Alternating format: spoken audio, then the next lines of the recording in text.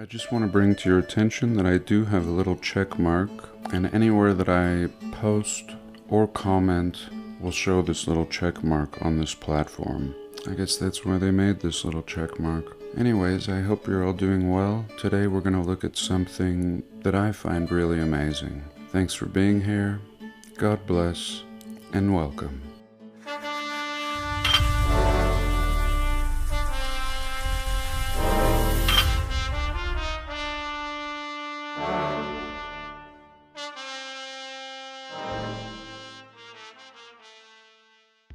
I'm not sure how to share this, but I'm very excited about it.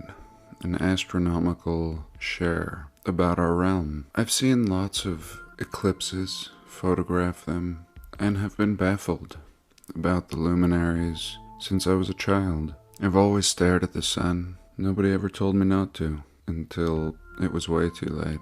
And something that always perplexed me was how the moon doesn't really look like the moon during an eclipse. It looks more like some black orb just passing in front of it. And after the last eclipse, I was very excited and frantically combed the internet looking for images, and I felt like I was just getting a bunch of BS images. And now I realize that I was. There are real images, and if I would have been prepared, I could have taken some myself. I have photos, but no video. In past videos, I've shown you a video that I've taken of the sun and moon right next to each other in the sky, and the moon having a big shadow, a crescent, or sometimes half, making no sense when the sun is right next to it, just blasting it. Should be full and it should change. Shouldn't just be the same lunar cycle all day. If they're both visible in the sky, the shadow on the moon should change. But no, all day we're in the particular waxing or waning cycle, like it's fixed. Recently I've shared depictions of an old astronomical clock in Prague, and through editing and whatnot, I've watched this clock more than most people should, just watching it spin. And I noticed there's an opposing orb, and it got me thinking that there's something else. And even this clock showed it. Something else that has nothing to do with the moon, that eclipses the solar luminary. And it really is so. When the student is ready, the teacher appears. Shortly after, somebody gave me a link in the comments for my last video, and I thank you for this. And it's from a channel called Oliver Ibanez, a Spanish channel. And finally, some real pictures and video and a plausible theory to what the eclipse may be. And I'm going to try to share this as true to the creator of the video as possible. And I'll leave his link below. So here we can see an image of the eclipse. And they talk about how the eclipses have been predicted for thousands of years. The Chinese having it down to a science. And it just happens so fast. As it approaches it, it seems baffling. That, again, there is no shadowing seen on the moon. It's like some black spot just rolls in and then moves out. And last time I saw this eclipse, I was working at the hospital that I worked at for 5 years, and we all went outside and looked at it, and I couldn't see the moon before and I couldn't see it after. It just happened so fast and I was so perplexed.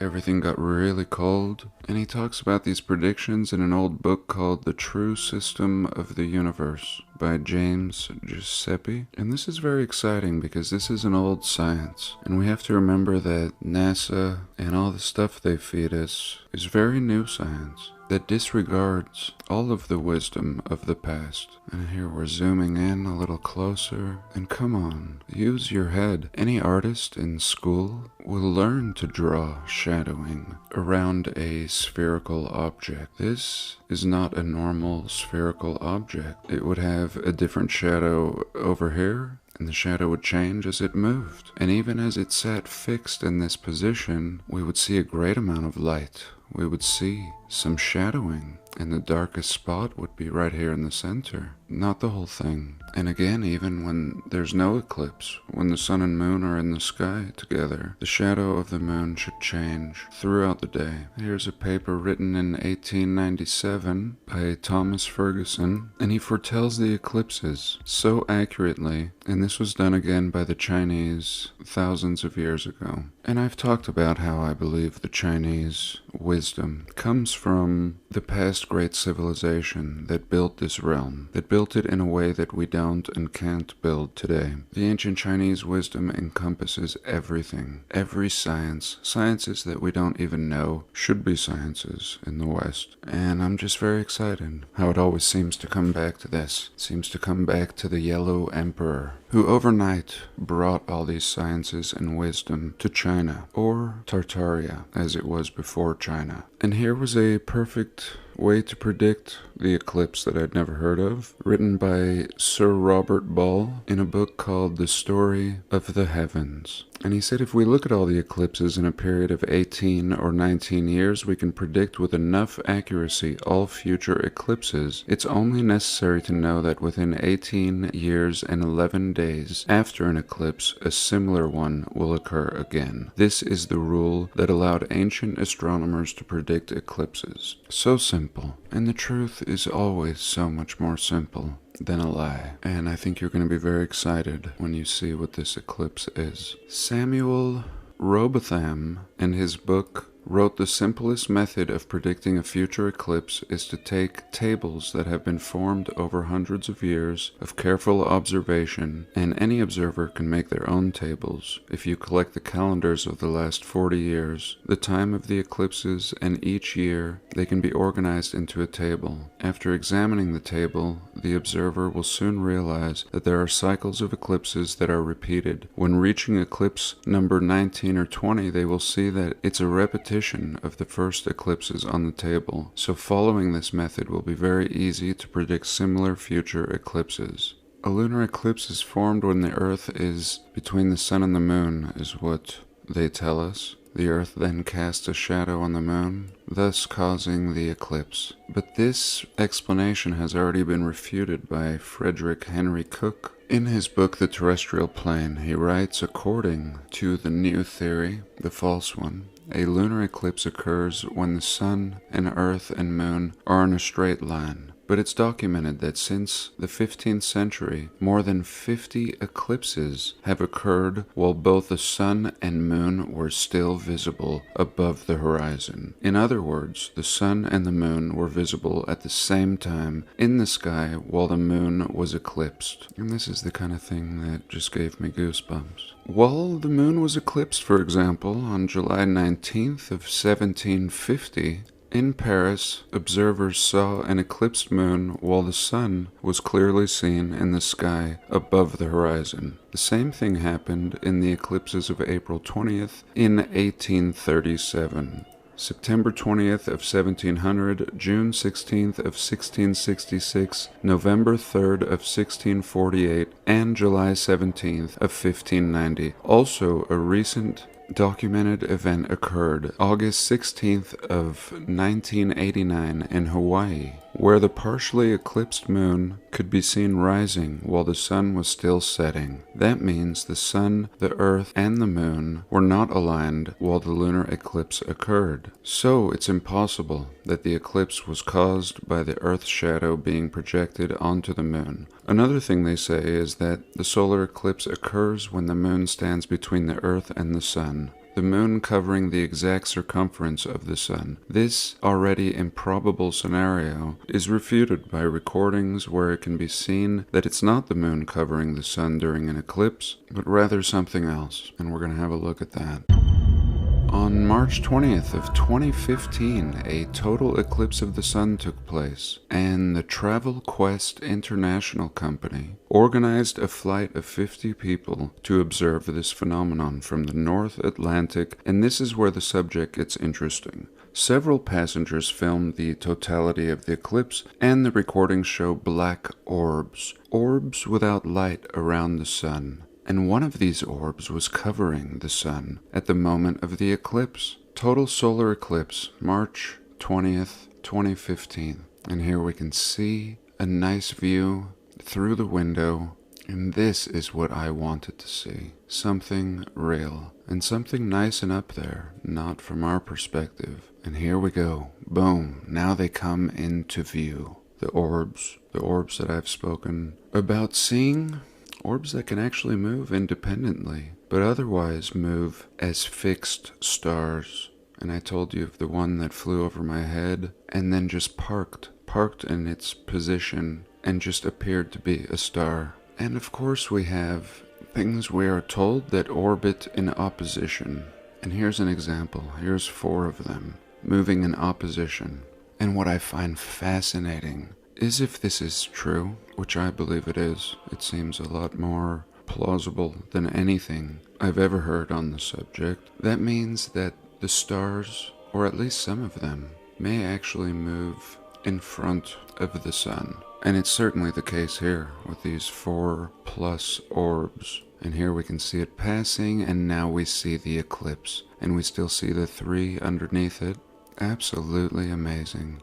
And again, this was a group of photographers. It's not just one photographer.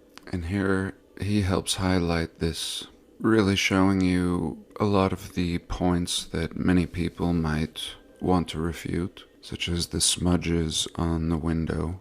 And then he highlights these orbs so we can clearly see the way they move. And this just ties right into my last video, where I was showing Emily Suzanne's time lapse of the luminaries and how they all just moved like a clock. And this just all rings so true to me. All the images I'd ever seen, even all the stuff on this platform that will pop up in the first few pages of searching, is all BS, just showing a false picture, doctored up. And this is what always perplexed me, is why I couldn't see the moon before. Even this last eclipse that I saw when I was working at the hospital. Why did I not see the moon approaching it? Well, that makes sense now. It was essentially an invisible orb until it reached this point, and then again became invisible. And again we have proof now that the moon has been out in historical records. We have proof that it's not the moon causing the eclipses, that there are other moons or luminaries that perhaps have burnt out, but still continue their path, true and predictable. And I had no doubt everything was going to tie in together.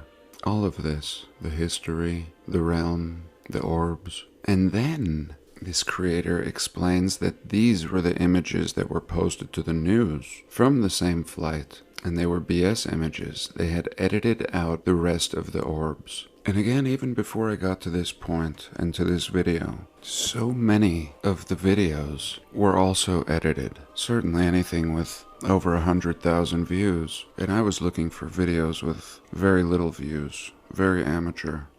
But even then, I couldn't find what I've discovered here. And we've since seen lots of charts examining the old world, and even the clock in Prague doing a better job of explaining what's going on in a working model. The Royal Astronomical Society in June of 1850 wrote, "We must seriously doubt that the moon is the only satellite of the Earth." In the report of the Academy of Sciences on October 12, 1846, and again in 1947, the director of one of the French observatories showed a series of calculations and observations that led him to conclude the following. There is at least one non-luminescent celestial body of considerable size attached to the Earth as a satellite. The astronomer and mathematician Sir John Herschel admitted that there are invisible moons in the firmament. The president said the following: "The view is gaining popularity through and through that the stars were accompanied by large orbs that never emitted light.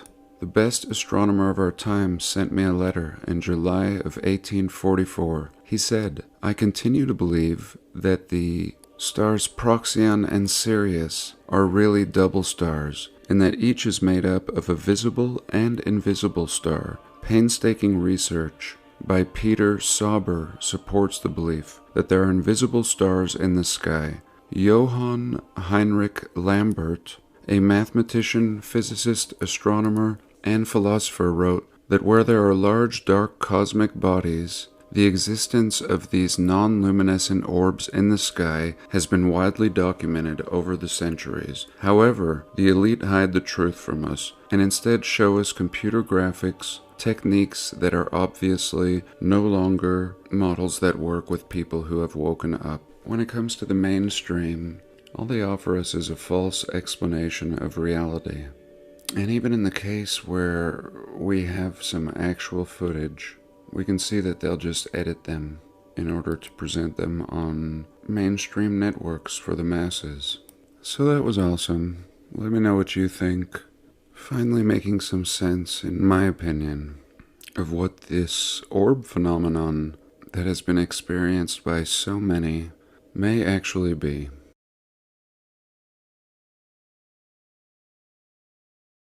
And I guess I'll go bonus. There's peace tonight. Why? Because my cat now has a bedtime.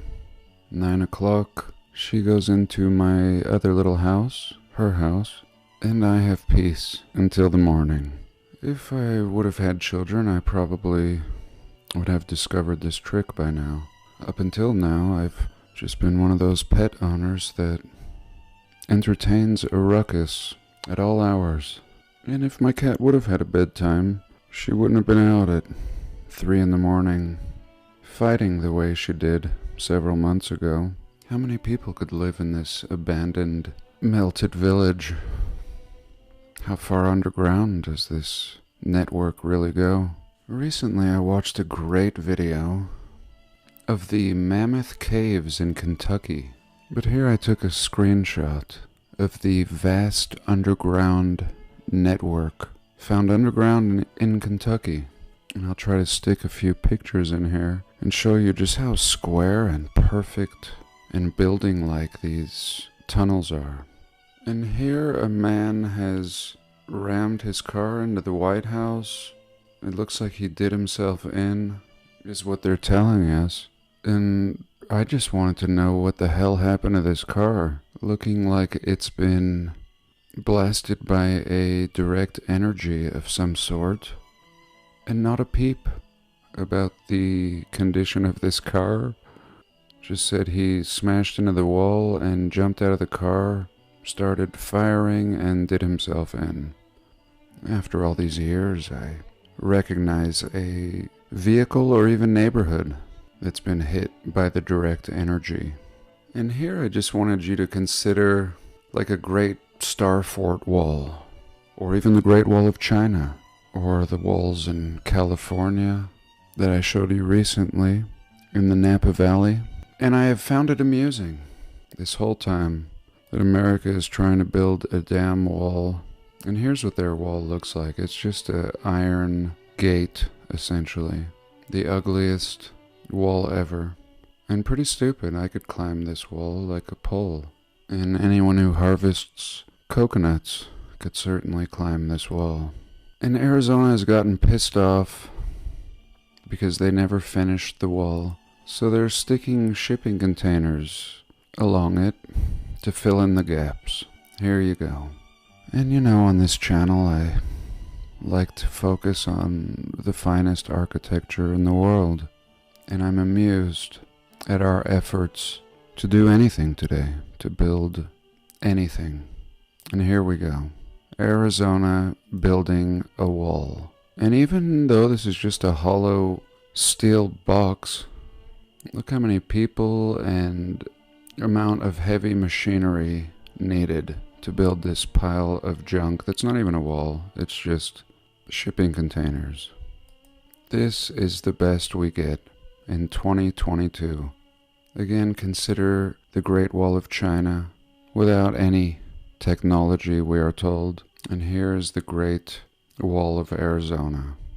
And here people have been telling me in my comments about my last video that the shooting stars I was showing may have been airplanes. And that's fine, maybe they were airplanes. But everything I said still applies. And here in the news in Utah, a meteor was captured on camera and heard all throughout Utah. I heard it as well. But just today I'm seeing the story of what actually happened. There you can see it in the right corner. And essentially a meteor just shot across the sky like we see here. Now if this happened at night, it would appear as a shooting star. Here again we can see it shooting across. It even has a glow to it. And that was not a plane. And yet it was moving kind of slowly. Once my sister and her boyfriend and I saw a green meteor streak across the sky at a pretty slow speed, and it even made a sound. And it even had smoke that we could see, which was really strange. Here was one that just shot across some sort of mountain cam. Let's look at that again, and do look it up if you want to hear the sound that it made. I like to occasionally check out the news. And this same site, KSL, which is our kind of major Utah site, very biased, but still having pretty good coverage, was mentioning there was a tornado in my area a couple months ago. Nobody was injured. It was in a semi-remote area about 15 miles away from my place. And it's funny because you might have heard me complaining about the wind for a month or two. And I was really nervous. It was the kind of wind that made me worry. And sure enough, a tornado had touched down, making me realize that my concerns were not unwarranted. And I guess I'll just end with these national capital columns. I've shown them before some years ago, and these are beautiful, beautiful columns. One solid piece. And if you could see the people standing next to these, they're just as massive as the ones we just looked at in San Francisco. And what sickens me is that they tell us they moved these. That these were originally at the Capitol, and they moved them during Capitol renovations. And no doubt, just one of these columns weighs as much as that shipping container that we just looked at. And you saw the heavy equipment they used to move the shipping container. And yet these were supposedly moved without heavy machinery. Now, in my opinion, these were here. These are the remains of a building. These steps and this water feature are simply a part of something else. And for this week, that's enough out of me.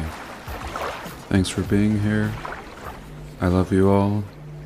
God bless, and I'll see you next week.